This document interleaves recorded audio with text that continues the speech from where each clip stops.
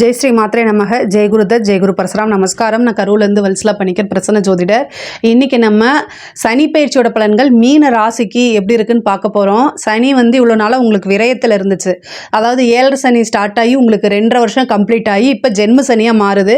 விரய சனியிலேருந்து உங்களுக்கு ஜென்ம சனியாக மாறுது. ஃபஸ்ட்டு பாத சனி, அதாவது பாத சனின்ட்ட ஃபஸ்ட்டு விரய சனி, அதுக்கடுத்து ஜென்ம சனி, அதுக்கப்புறம் பாத சனி, இப்படி தான் உங்களுக்கு மாறும். இப்போ உங்களுக்கு என்னென்னா விரய சனியிலேருந்து ஜென்ம சனியாக மாறுது. இந்த ஜென்ம சனி அப்படிங்கிற அந்த டைம் கடுமையான காலகட்டமாக இருக்குமா அப்படின்னா கவலையே நீங்கள் பட வேண்டாம். ஆனாலும் பொதுவாகவே குருவோடைய வீட்டில் சனி வந்திருக்கிறது நல்ல விஷயந்தான். இப்போ எடுத்த காரியங்கள் எல்லாமே என்னென்னா மெதுவாக ஸ்லோவாக தான் இருக்கும், ஆனால் சக்ஸஸ் ஆகும். நீங்கள் போடக்கூடிய ஒவ்வொரு முயற்சியுமே தாமதமாகுமே தவிர உங்களுக்கு எந்த விதத்துலேயுமே அது தோல்வியில் முடியாது. அதை மட்டும் நீங்கள் ஞாபகம் வச்சுக்கோங்க. சனி பொதுவாகவே யாருக்கு எதிரி அப்படின்னா நல்லா பெருத்து கொழுத்து தின்னவங்களுக்கு தான் எதிரியாக இருப்பார். நீங்கள் அப்படி இல்லை, அதனால் பிரச்சனையே இல்லை. ஏன்னா மீன ராசிக்காரங்களே மற்றவங்களுக்காக நிறைய செய்யக்கூடிய நபராக தான் இருப்பாங்க.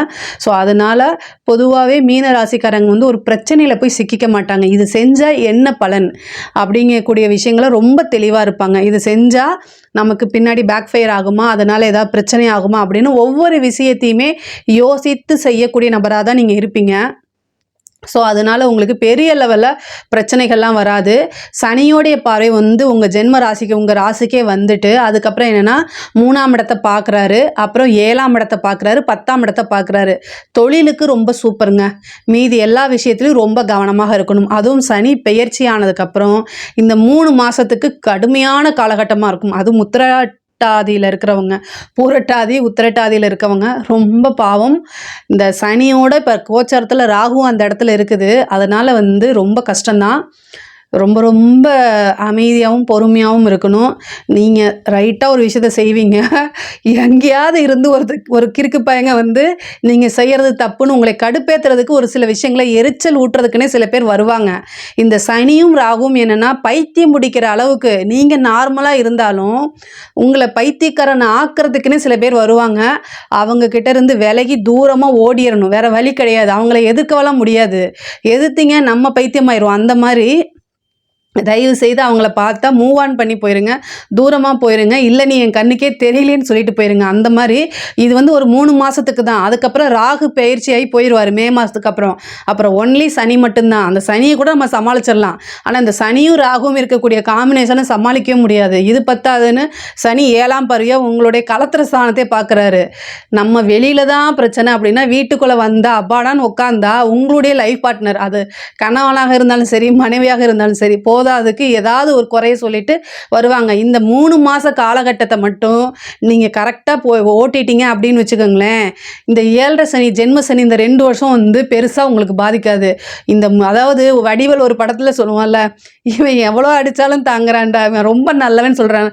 ஃபஸ்ட்டு 3 மாதம் ஓகேங்களா, மார்ச் ஏப்ரல் மே இந்த 3 மாதத்தில் சனியும் ராகும் உங்கள் ராசியில் இருக்காரு. அப்போது நீங்கள் என்ன செய்யணும் அப்படின்னா இந்த 3 மாதத்தை மட்டும் தாங்கிட்டிங்கன்னா நல்ல பலம் வந்துடும். ஈஸியாக கிராஸ் பண்ணிடலாம். 2 பெரிய கிரகங்களே சந்திச்சாச்சு, இனி அடுத்தது ஒன்று தானே இருக்குது அப்படிங்கிற மாதிரி. அதுவும் இல்லாமல் சனி கர்மக்காரகன், கர்மக்கு உட்பட்டு தான் அவர் செயல்படுவார். அதனால் நீங்கள் தெய்வ பலத்தை அதிகரிச்சுக்கணும். அது இல்லாமல் புண்ணிய காரியங்கள் அதிகமாக செய்யக்கூடிய நபராகவும் நீங்கள் இருக்கனால புண்ணிய காரியங்களும் உங்களால் என்ன முடியுதோ அதை செய்யுங்க. கண்டிப்பாக சனியோடைய தாக்கம் பெரிய லெவலில் இருக்காது. கால பைரவர் வழிபாடு பண்ணுங்கள். ஏன்னா இது குருவோடைய வீடு. உங்கள் மீன ராசிக்கு அதிபதியே குரு தான், குருவோடைய வீடு. அப்போ சனியோடைய குருவை பிடிச்சிக்கோங்க, கால பைரவர் வழிபாடு பண்ணுங்க. அதே மாதிரி சனி 7ஆம் பார்வையாக கன்னி ராசியை பார்த்துட்டு இருக்கார். கன்னிங்கிறது ஒரு கல்வி, படிக்கக்கூடிய குழந்தைகளை குறிக்கக்கூடியது. ஸோ அதனால் படிக்கக்கூடிய குழந்தைங்களுக்கு ஃபீஸ் கட்டுறது அல்லது ஒரு புக் வாங்கி கொடுக்கறது, அவங்களுக்கு என்ன தேவையோ அதை வாங்கி உங்களால் என்ன முடியுமோ அதை செய்யுங்க. எதையுமே கடன் வாங்கி செய்யக்கூடாது. உங்களால் என்ன செய்ய முடியுமோ அதை செய்யுங்க, மனசார அன்போடு செய்யுங்க. கண்டிப்பாக அதுக்குண்டான பலாபலன்கள் இருக்குது. இந்த காலகட்டத்தில் கால பைரவர் வழிபாடு ரொம்ப ரொம்ப முக்கியமானதாக இருக்குது. அதை பண்ணுங்கள். காளி வழிபாடு பண்ணிக்கங்க. ஏன்னா உங்களுடைய ராசி பெண் ராசி.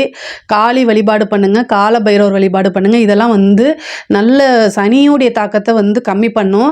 இந்த ஜென்ம சனி வந்து என்னென்னா நிறையா உடல் உழைப்பு மனசளவில் வந்து பார்த்திங்கன்னா நீங்கள் ரொம்ப ஸ்பீடாக இருப்பீங்க, இதை செய்யலாம் அப்படின்னு ஒரு பிளான் போட்டிருப்பீங்க. ஆனால் அதை முடக்கி வீட்லேயே படுக்க வைக்கும். அதே மாதிரி உடல் வந்து ஒத்துழைக்காது.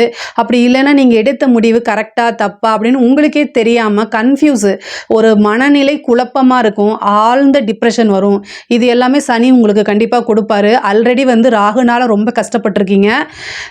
அதாவது வந்து வேற வழி கிடையாது. கிரகங்களை வந்து மாற்றி வைக்கக்கூடிய சக்தி எனக்கு இருந்தால் கண்டிப்பாக உங்களுக்காக நான் மாற்ற முடியும். ஆனால் மாற்ற முடியாது இல்லையா? ராகுவும் சனியும் கோச்சாரத்தில் உங்கள் ராசியில் இருக்கிறது. மீன ராசிக்காரங்க வந்து வாழ்வா சாவாங்கிற ஒரு போராட்டம் தான். கடுமையான காலகட்டம்.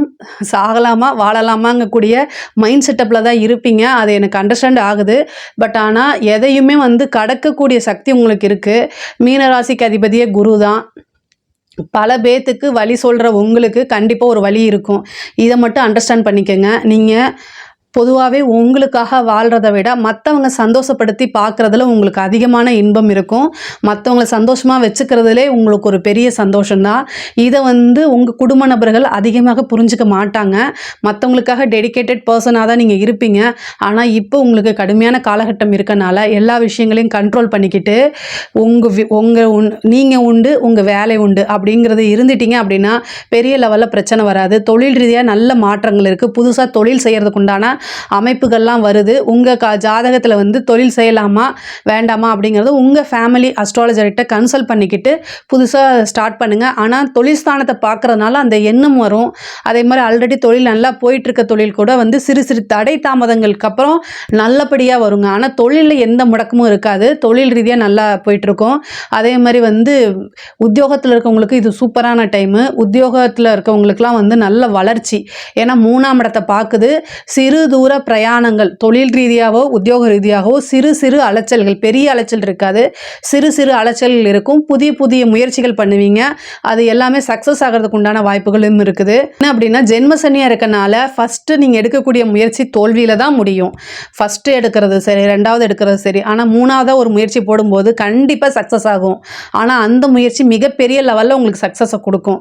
சனி வந்து எல்லா விஷயத்தையும் தாமதப்படுத்துவார், ஸ்லோ பண்ணுவார். ஆனால் வெற்றின்னு வரும்போது மிகப்பெரிய லெவலில் பிரம்மாண்டம். அதாவது மூங்கில் எப்படி வளருது, அதாவது வளர்றதுக்கு அது ஒரு 10 வருஷம் எடுத்துக்குமா. ஏன்னா அந்த அளவுக்கு ரொம்ப டீப்பாக போயிட்டு இருக்குது கீழே, அதாவது நிலத்துக்கு கீழே. அதுக்கப்புறம் வளர்ந்து பிரம்மாண்டமாக நிற்குமா. அது மாதிரி என்ன ஆகுது அப்படின்னா பெரிய லெவலில் உங்களுடைய சக்ஸஸ், பல தோல்விகளுக்கு அப்புறம் உங்களுக்கு மிகப்பெரிய லெவலில் பிரம்மாண்டமான வளர்ச்சி உங்களுக்கு உறுதியாக உண்டு. அதே மாதிரி மூத்த சகோதரனுடைய ஆதரவு, இளைய சகோதரன் சகோதரருடைய ஆதரவுகள்லாம் இருக்கும். அவங்க இளைய சகோதரன் சகோதரி கிட்ட இருந்த பிரச்சனைகள்லாம் நீங்கி அவங்கக்கிட்ட நல்ல சுமூகமான உறவுகள் ஏற்படும். அதே மாதிரி நிறைய முயற்சிகள் பண்ணுங்கள். உங்களுக்கு சேர வேண்டிய பாக பிரிவினை எல்லாம் இந்த காலகட்டத்தில் கண்டிப்பாக வந்து உங்களுக்கு சேரும். ஒரு சிலருக்கு திடீர் திருமணம் நடக்கிறதுக்கு உண்டான வாய்ப்புகள் இருக்குது. திடீர்னு ஒரு மேரேஜ் ஆகிறது.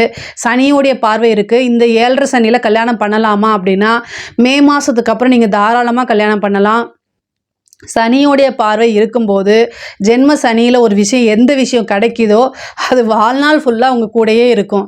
அப்போ இந்த 7.5 சனியில் கல்யாணம் பண்ணுறவங்க சாகிற வரைக்கும் உங்கள் லைஃப் பார்ட்னர் உங்களோட பிரியவே மாட்டாங்க, சேர்ந்து தான் வாழ்வாங்க. அது உங்களை தொந்தரவு பண்ணுறதுக்காக இருந்தாலும் சரி, இல்லை எதுக்காக நன்மைக்காக இருந்தாலும் சரி, எப்போவுமே உங்களோட இருப்பாங்க. நம்ம லைஃப் பார்ட்னர் வந்து சண்டை போட்டால் கூட நம்ம கூட இருக்கணும். அதுதானே. பொதுவாகவே 7ஆம் இடம் பாதகம்.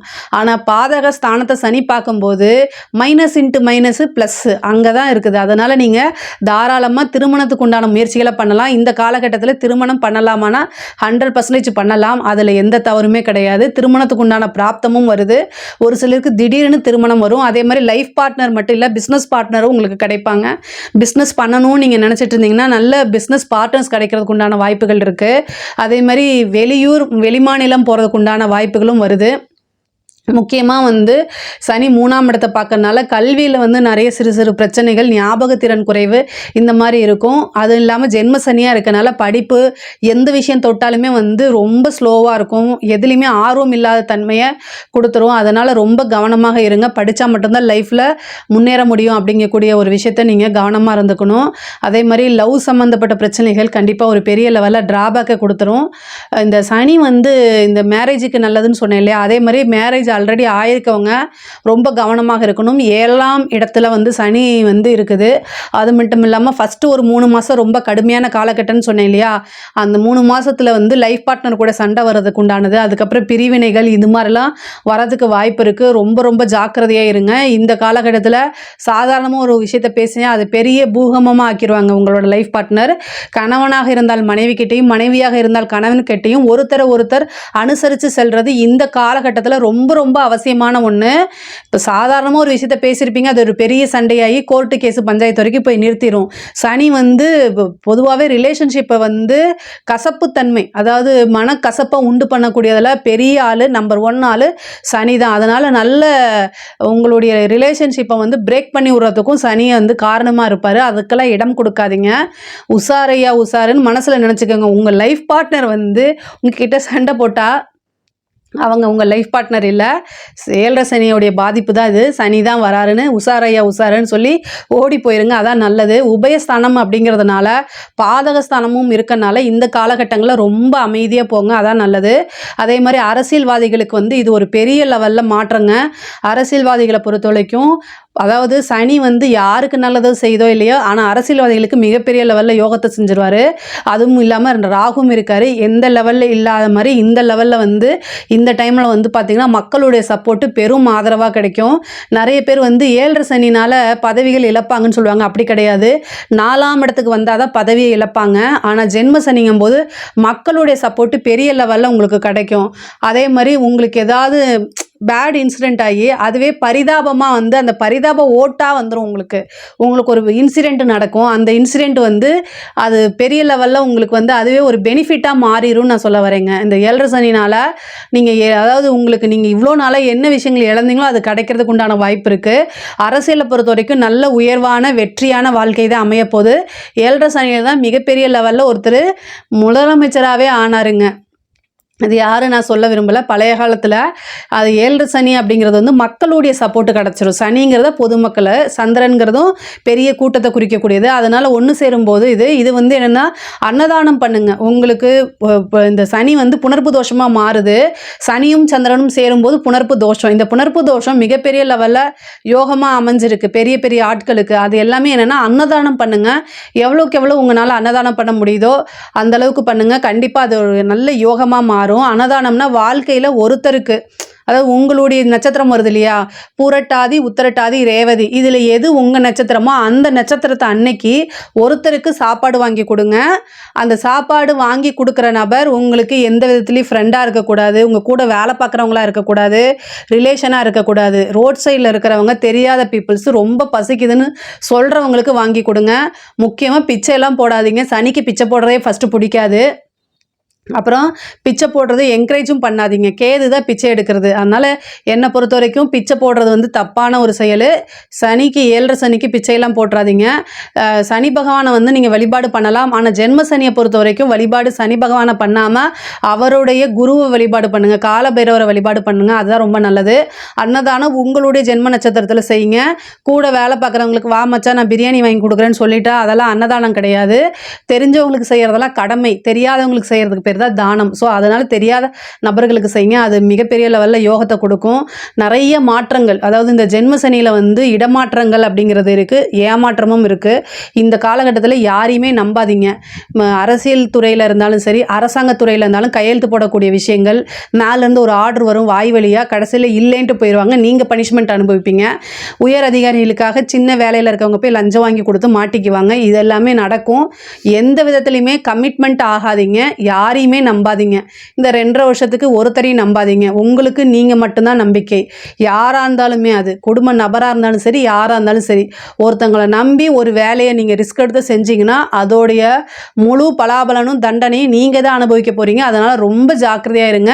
இந்த காலகட்டங்களில் பொருளாதார வாழ்க்கையிலே நல்ல சிறப்பாக இருக்குது. அதே நேரத்தில் ரிலேஷன்ஷிப்பு சம்மந்தப்பட்ட விஷயங்களும் ரொம்ப கவனமாக இருக்கணும். இதில் ஏதாவது சந்தேகங்கள் இருக்குது அப்படின்னா கமெண்ட்ஸில் கேளுங்க. நான் கண்டிப்பாக ஆன்சர் பண்ணுறேன். நம்மளுடைய சேனலை லைக் பண்ணுங்கள், ஷேர் பண்ணுங்கள், சப்ஸ்கிரைப் பண்ணுங்கள். நன்றி, வணக்கம்.